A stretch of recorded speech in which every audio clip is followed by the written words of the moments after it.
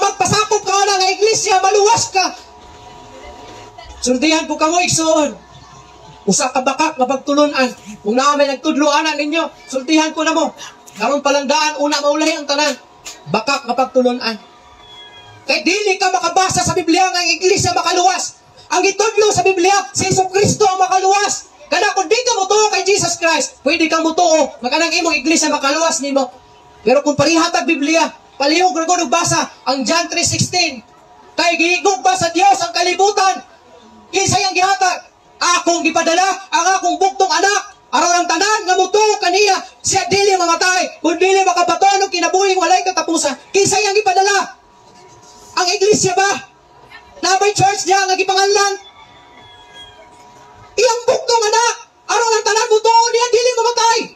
Kung ingon po na pulo sa Ginoo si Jesus mismo nagingon sa Juan 14:6. Ako ang dalan. Kisalig yun anak, dili si pastor. Kung dili si Jesus mismo nagingon siya, ako ang dalan, ang kamatuoran. Walay makaadto sa akong amahan kung dili pinaagi ka na ako. Si Jesus ang sulti anak. Kinahanglan mo si Jesucristo kung gusto ka moadtog langit. Ang iglesia mugiya kanimo aron ikaw mahisuod diha sa Ginoo. Pero kung ang imong una-una musimba ko para maluwas ko sayop nga mga panguna-una. Daga na mga tao naggisalig nila ilang kaluwasan diha sa ilang relihiyon.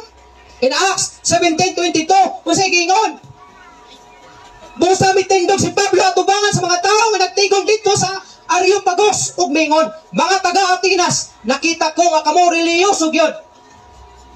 Pero nasayod ba mo kinsa ni mga tawana?